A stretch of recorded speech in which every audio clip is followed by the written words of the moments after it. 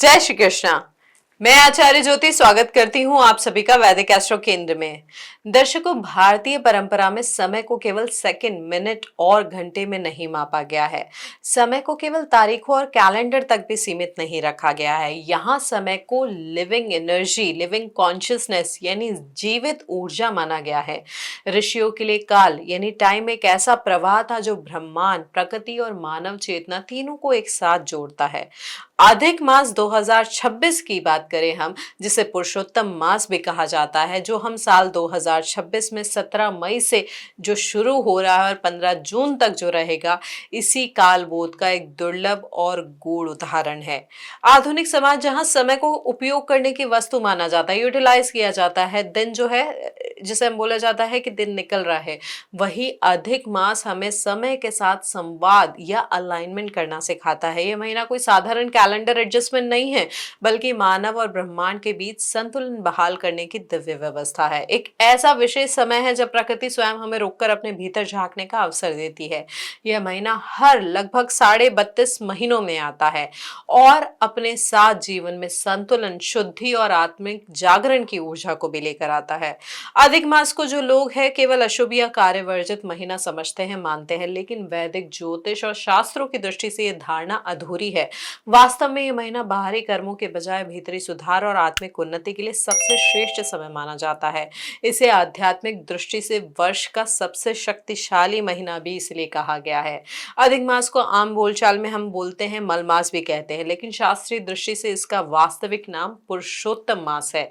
यह वह अतिरिक्त चंद्र महीना होता है जहां हर कुछ वर्षों में हिंदू पंचांग में जिसे जोड़ा जाता है, ताकि जो सौर वर्ष है और जो चंद्र वर्ष है, यानी जो दो अलग अलग वर्ष है, उनके बीच उत्पन्न अंतर को संतुलित किया जा सके।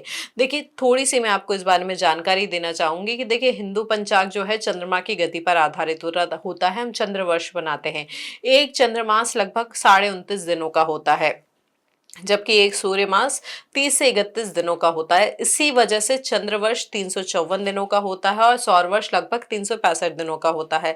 हर वर्ष जो है लगभग 11 दिनों का इनमें अंतर आ जाता है। जब ये अंतर बढ़कर लगभग एक महीने का हो जाता है, तब पंचांग को संतुलित करने के लिए एक अतिरिक्त महीना जोड़ा जाता है। इसी अतिरिक्त महीने को अधिक मास कहा जाता है।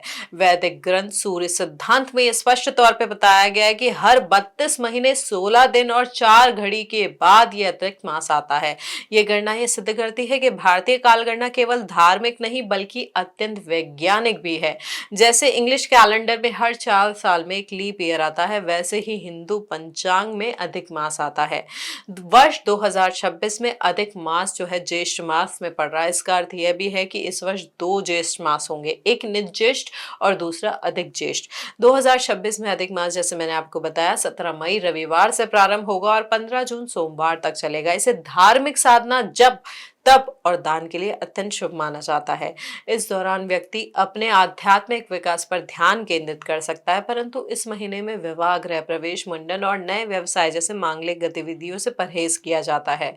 अधिक मास का सबसे खास दिन है 31 मई 2026 रविवार का दिन है, जिस दिन पड़ रही है ज्येष्ठ की पूर्णिमा, अधिक ज्येष्ठ की पूर्णिमा, जिसे सर्व सिद्धि दायिनी माना जाता है। यह महीना हिंदू कैलेंडर और सौर कैलेंडर के बीच संतुलन बनाए रखने के लिए आया है। 2026 में जैसे मैंने आपको समझाया कि 2 ज्येष्ठ होंगे और ये जो पूर्णिमा है, यहाँ पे जो ग्रहों का प्रभाव है आपको सही दिशा देने के लिए आया है। अगर यहाँ पर जो मैंने आपको बताया, जाप, दान, धर्म, आध्यात्मिक उन्नति की तरफ आप जाना चाहते हैं, तो इस महीने में पूर्ण साधना, पूर्ण श्रद्धा भाव से अगर आप कोई भी छोटी सी साधना करेंगे तो उसका बहुत अद्भुत फल आपको मिल सकता है। अब जैसे मैंने आपका वैज्ञानिक आधार बताया, कैलकुलेशन बताए, यहाँ पर एक और चीज महत्वपूर्ण है कि इस अवधि में सूर्य किसी भी राशि में संक्रांति नहीं करते हैं, इसलिए भी इसे मलमास कहा जाता है। इस समय पूरा जो समय है इसमें सूर्य एक ही राशि में रहते हैं। कोई भी संक्रांति इस महीने नहीं मनाई जाती है। वैदिक ज्योतिष में संक्रांति को नई ऊर्जा का प्रवेश माना जाता है, जब सूर्य एक राशि से दूसरी राशि में जाते हैं। जब ये संक्रांति नहीं होती है तो जीवन में बाहरी विस्तार के बजाय भीतर की प्रक्रिया तेज हो जाती है। यही वजह है कि अधिक मास में विवाह और ऐसे जो भी अच्छे कार्य होते हैं वो वर्जित माने जाते हैं। इसका मतलब देखिए, बार बार मैं आपको वही बोल रही हूँ, ये महीना अशुभ नहीं है। इसका अर्थ ये नहीं निकाले कि कोई नई शुरुआत नहीं कर सकते हैं। यहाँ पर कुछ कर्म होते हैं जिनसे हम रुकते हैं, जिनको हम नहीं करते हैं। हालांकि ये जो समय है पुराने कर्मों को समझने और उनको सुधारने के लिए बहुत अच्छा अवसर होता है। यह महीना जीवन को थाम कर देखने का अवसर होता है। अब देखिए, पौराणिक मान्यताओं की भी अगर हम बात करें, उसके परिप्रेक्ष्य को समझे, तो ये जब इस अतिरिक्त मास की उत्पत्ति हुई तो कोई भी देवता इसके स्वामी बनने को तैयार नहीं थे, क्योंकि इसमें संक्रांति नहीं थी, इसलिए इसे मल मास भी कहा गया था। तो दुखी होकर ये मास जब भगवान विष्णु के पास गए तब भगवान विष्णु ने इस मास को अपना नाम दिया, जिसे हम पुरुषोत्तम के नाम से अब जानते हैं, और वरदान दिया कि इस मास में की गई भक्ति, दान और जप का फल अन्य सभी महीनों से बहुत अधिक होगा। तभी से यह पुरुषोत्तम मास कहलाया और भगवान विष्णु को समर्पित हो गया है महीना। यहाँ पर देखिए, अधिक मास का सीधा सीधा संबंध चंद्रमा यानी मन से भी होता है। वैदिक ज्योतिष के दृष्टिकोण से हम बात करें तो देखिए, ज्योतिष में वैसे भी ज्यादातर प्रेडिक्शन, भविष्यवाणियां चंद्र राशि के आधार पर होती है। हालांकि हम लग्न राशि से भी देखते हैं, सूर्य राशि से भी देखते हैं, लेकिन क्योंकि भावनाएं हमारे लिए सबसे बड़ा कारक होती है जीवन में, तो यहाँ पर इसलिए हम चंद्र राशि राशि के आधार पर जीवन को और ग्रहों की स्थिति को समझते हैं। तो यहाँ पर अब हम अधिक मास की अगर बात करें तो यहाँ पर चंद्रमा सभी 12 राशियों से होकर गुजरेंगे, जिससे व्यक्ति का मन ना कहीं अधिक संवेदनशील हो जाएगा, अंतर्मुखी भी हो सकता है। तो इसीलिए ये महीना मानसिक शुद्धि, भावनात्मक संतुलन और आत्मिक स्पष्टता के लिए बहुत उपयुक्त है। अब यहाँ पर सारे ग्रह, अब ग्रहों की स्थिति भी अगर मैं आपको बताऊं तो सभी ग्रह राहु केतु के बीच में होंगे। पुरुषोत्तम मास इसलिए भी बहुत महत्वपूर्ण है क्योंकि यहाँ पर अत्यंत गहरी और दुर्लभ वैदिक ज्योतिषीय स्थिति बन रही है। यहाँ पर चंद्रमा को छोड़ के सारे ही ग्रह राहु केतु के बीच में आ जाना कहीं ना कहीं ये है काल सर्प जैसी स्थिति बना रहा है। हालांकि जैसे मैं अपने दर्शकों से बताना चाहूंगी, ये काल सर्प का जो नाम है या ये जो योग है कहीं भी हमारे वैदिक शास्त्रों में वर्णित नहीं है। हालांकि इसका एक प्रभाव अलग जो होता है, जो प्रैक्टिकल लाइफ में हम ऑब्जर्व करते हैं, देखते हैं, समझते हैं, लेकिन क्योंकि दर्शकों को इस बारे में ज्यादा जानकारी नहीं है, इसलिए हम आपको इस नाम से इस चीज को संबोधित करके बता रहे हैं कि यह जो ग्रहों की स्थिति होगी इस समय पे, वो काल सर्पीय प्रभाव जैसी होगी, जहां पर सारे ही ग्रह राहु केतु अक्ष के बीच में होंगे। यह जो प्रभाव है पूरे विश्व को और सामूहिक चेतना को प्रभावित करेगा। इस योग से डरना नहीं है, समझना है।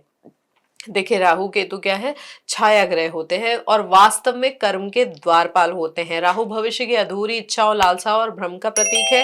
केतु भूतकाल के कर्म, वैराग्य और कटाव को दर्शाता है। जब अधिकांश यानी लगभग सारे ग्रह इन दोनों के बीच में आ जाते हैं तो जीवन में एक स्पष्ट संदेश उभरता है कि पुराने कर्म समाप्त हो रहे हैं, नया अभी रोका गया है। तो यहाँ पर आपको शांत चित्त से, शांत भाव से बैठ के समझना है कि अब दिशा किस तरफ आपको लेके जानी है अपने कर्मों की, क्योंकि पुराने कर्मों का परिणाम भी आप लगभग भोग चुके हैं और नए कर्मों की दिशा अभी आप नहीं डिसाइड कर पा रहे हैं। तो ये विवेचन का समय है जब आपको क्या करना है आप समझेंगे।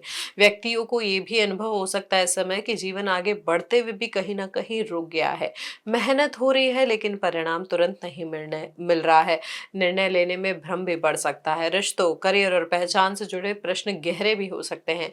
यहाँ पर ये कोई पनिशमेंट नहीं है बल्कि कर्मों की समीक्षा का काल है। यहाँ पर ग्रहों की स्थिति जो है ये आपके मन, भावना और चेतनाओं को बहुत ज्यादा प्रभावित कर रही है। भले ही बाहरी जीवन में उलझन और दबाव हो, लेकिन आंतरिक स्तर पर जागरूकता और समझ विकसित करने का ये अवसर बहुत अच्छा आपके लिए लेके आ रहा है। यानी समाधान बाहर नहीं, आपको भीतर मिलेगा। वास्तविक जीवन में इसका प्रभाव ये भी हो सकता है कि लोग इस दौरान बहुत ज्यादा सेंसिटिव हो जाए, आत्मचिंतनशील हो जाए। कई लोगों को अचानक अपने जीवन की दिशा पर प्रश्न उठते हुए दिखाई देगा कि मैं ये सब क्यों कर रहा हूँ, क्या यह मेरा वास्तविक उद्देश्य है। देखिए, राहु केतु अक्ष का सबसे गहरा कार्य यही होता है, माया को तोड़ना और सत्य से सामना कराना। तो यहाँ पर ये पुरुषोत्तम मास का स्पष्ट संदेश ये हो जाता है कि समय नई शुरुआत का नहीं, बल्कि अंदर से चीजों में संतुलन लाने का है। जो लोग इस दौरान जिद करके बड़े निर्णय लेते हैं, उन्हें बाद में दिशा बदलनी पड़ सकती है, लेकिन जो लोग ठहर कर आत्मनिरीक्षण करते हैं, उनके लिए आगे का मार्ग अधिक स्पष्ट हो जाता है। वैदिक दृष्टि से यह स्थिति सामूहिक कर्म शुद्धि का संकेत है। समाज के स्तर पर यह जो होता है भ्रम लेकर आ सकता है, अफवाहें लेकर आ सकता है, मानसिक तनाव और स्थिरता को भी बढ़ा सकता है, लेकिन साथ ही साथ आध्यात्मिक रुचि, ध्यान, भक्ति और वैकल्पिक सोच को भी जन्म दे सकता है। यही कारण है कि ऐसे समय में लोग धर्म, आध्यात्म, ज्योतिष और आत्मज्ञान की तरफ स्वतः ही आकर्षित होंगे। अब इस ग्रह की स्थिति में क्या कर सकते हैं आप लोग? भगवान विष्णु की उपासना इस महीने बहुत ही ज्यादा प्रभावी मानी जाती है, क्योंकि विष्णु ही राहु केतु के बीच संतुलन स्थापित करने वाले देवता है। ओम नमो भगवते वासुदेवाय इस मंत्र का इस महीने रोज जाप करें। गीता के पुरुषोत्तम योग का पाठ करें और तुलसी के समीप दीपदान जरूर करें। ये जो आसान से उपाय हैं, आपको हर स्तर पर शांति प्रदान करेंगे। ज्योतिषीय दृष्टि से भी यह समय विशेष रूप से उन लोगों के लिए महत्वपूर्ण है जिनकी कुंडली में पहले से ही राहु केतु या चंद्रमा से जुड़ी हुई समस्या है, जैसे मानसिक अशांति, निर्णयहीनता, बार बार दिशा बदलना या रिश्तों में भ्रम। तो पुरुषोत्तम का ये जो महीना है, जो ग्रहों की स्थिति है, आपको अपने जीवन की वास्तविक प्राथमिकताएं समझने का अवसर दे रही हैं। और जब ये चीजें, जो आप उपाय श्रद्धा भाव से नियमित रूप से करेंगे, तो आपको डायरेक्शन अपने आप मिलेगा। ग्रहों का जो असंतुलन है, ग्रहों का जो नकारात्मक प्रभाव है, आपके जीवन में स्वतः ही धीरे धीरे ठीक होने लगेगा। दर्शकों, पुरुषोत्तम मास जैसे आध्यात्मिक काल में जब ग्रहों की स्थिति इतनी ज्यादा इंटेंस हो जाती है, तो यूनिवर्स आपको सीधा संदेश देती है कि बाहर की दुनिया अभी परीक्षा लेगी, लेकिन भीतर की चेतना रास्ता दिखाएगी। जो व्यक्ति समय को धैर्य, भक्ति और आत्मचिंतन के साथ जी लेगा, उसके लिए पुरुषोत्तम मास के बाद का समय अधिक स्थिर, स्पष्ट और उद्देश्यपूर्ण सिद्ध होगा। जिन लोगों की भी कुंडली में चंद्रमा कमजोर है, या राहु केतु का प्रभाव ज्यादा है, या फिर अभी मलेफिक ग्रह यानी दुष्ट ग्रह की दशा चल रही है, तो उनके लिए विष्णु की उपासना और गीता का पाठ विशेष रूप से लाभकारी माना गया है इस अधिक मास में। साथ ही साथ इन चीजों के अलावा आप दान भी कर सकते हैं। दान यथाशक्ति करें, यथा सामर्थ्य करें, लेकिन इस महीने जब आप दान करें तो दान में 33 के अंक का विशेष महत्व है इस महीने। जैसे 33 दीपक का दान कर सकते हैं, 33 फल का दान कर सकते हैं, 33 वस्तुओं का दान कर सकते हैं। और इस मास में आने वाली पद्मनी एकादशी और परम एकादशी का भी विशेष आध्यात्मिक महत्व है। ये एकादशियां मनुष्य को चीजों से ऊपर उठकर कर्म बंधनों को ढीला करने में सहायक मानी जाती है। शास्त्रों के अनुसार इन एकादशियों का व्रत मोक्ष की दिशा में एक महत्वपूर्ण कदम होता है। इन उपायों के अलावा, या ये जो एकादशी आ रही जिसके बारे में अभी हमने बात की, उनके अलावा यहाँ जो ये सब पूरा अधिक मास है, उसका महत्व और बढ़ जाता है आधुनिक जीवन की वजह से, जहाँ पे हम लगातार तनाव में हैं, अपेक्षाओं से घिरे हैं, प्रतिस्पर्धा में जी रहे हैं। ऐसे समय में अधिक मास हमें सिखाता है कि रुकना क्यों जरूरी होता है। महीना हमें याद दिलाता है कि हर समय आगे बढ़ना ही प्रगति नहीं, कभी कभी ठहर कर खुद को समझना ही सबसे बड़ी उन्नति होती है। अधिक मास 2026 एक ऐसा समय है जब जीवन हमें बाहर नहीं, भीतर की ओर बुला रहा है। यह महीना आत्मा की सफाई, मन की शांति और कर्मों के संतुलन का अवसर है। जो व्यक्ति इस काल का सही उपयोग करेगा, उसके जीवन में आने वाले समय में स्थिरता, स्पष्टता और आंतरिक शक्ति स्वतः ही बढ़ने लगेगी।